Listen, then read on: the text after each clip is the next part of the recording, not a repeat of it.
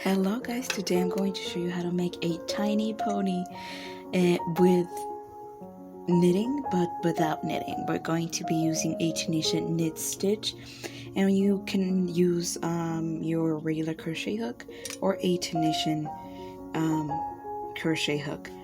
And for starters, we're going to chain 10. So for a Tunisian knit stitch, we're going to work onto the back of our chain. So this is our right side and this is our back, but if you turn it ever so slightly to the side, you'll see those little bumps right here, that bump and that bump, and we're going to be working onto those.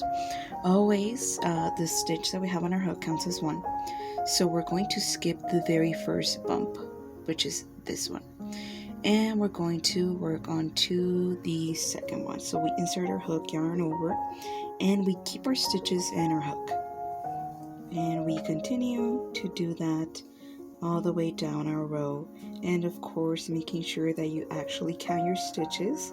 We should end up at 10. Always recount them because it's a pain to go back and fix your mistakes, but keeping our stitches in our hook, you'll be fine. Our very first row is a solid color, so we don't have to worry about a color change, and the Tunisian knit stitch consists of going forwards and going backwards without turning your work, so it works great for tapestries. And we're going to chain one onto the very last stitch, only on the very last stitch. We're going to yarn over, pull through 2 of our stitches,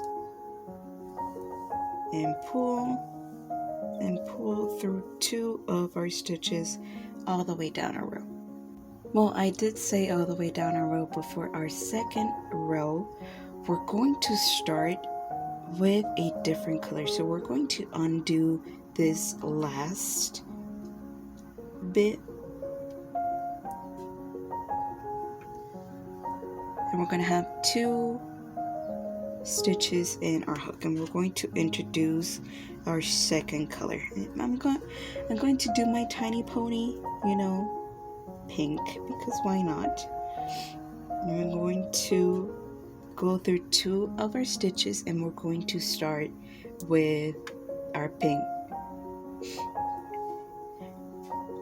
And for the rest of our rows, we're going to flatten out that kind of like our previous row, and as you can see, there's like this upside down U, and we're going to insert our hook through that stitch, grabbing our yarn and pulling through,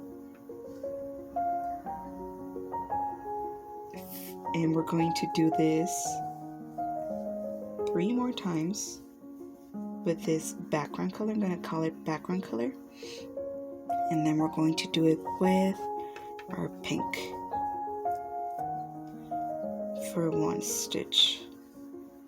Also, always making sure that your back piece of yarn, when you carry it over to like various stitches, is nice and loose, not super loose, but nice and loose, so it doesn't warp your project.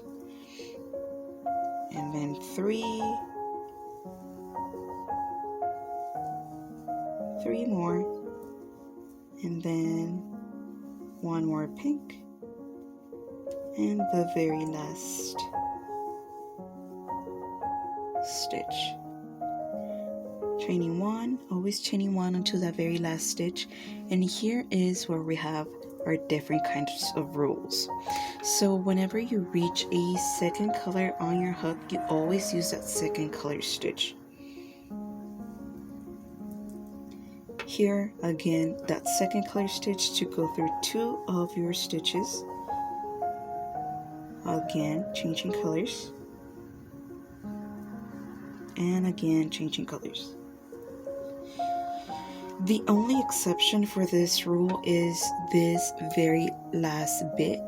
If you have your stitch and you want to continue your third row or your next row, whichever row you're creating, and if it calls for a different color, of course you want to yarn over and pull through 2 of your stitches with that color, in this case being the background color, so your next row starts with that color.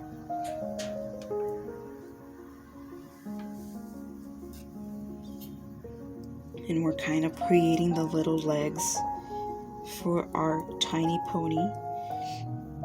We're going to do 2 stitches with that pink,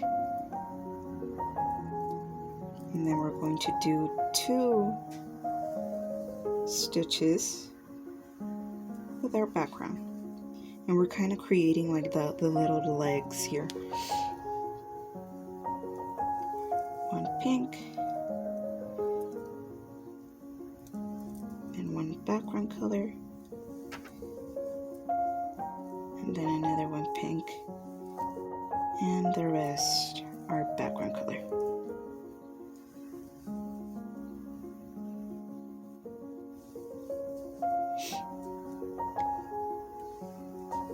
Chaining 1, going through 2,